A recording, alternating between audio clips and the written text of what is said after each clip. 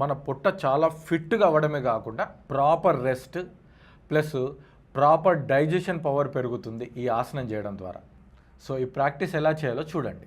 ఈ ప్రాక్టీస్లో భాగంగా మనం నేల మీద పడుకొని ఈ బెల్ట్ సహాయంతో మనం 2 కాళ్ళని ఫోల్డ్ చేసి ఈ పాదాలకి బెల్ట్ని పెట్టాలి.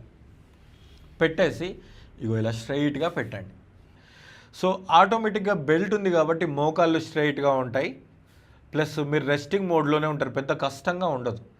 సో ఈ ఆసనం సుఖంగా ఉంది కాబట్టి మీరు 1 మినిట్కి తగ్గకుండా 3 మినిట్స్కి పెరగకుండా ఈ ఆసనం హోల్డ్ చేయండి. ఈ ఆసనం హోల్డ్ చేసేటప్పుడు మీ బ్రీత్ని హోల్డ్ చేయాల్సిన అవసరం లేదు. అలా కళ్ళు మూసుకొని జస్ట్ ఆసనాన్ని ఎంజాయ్ చేయండి.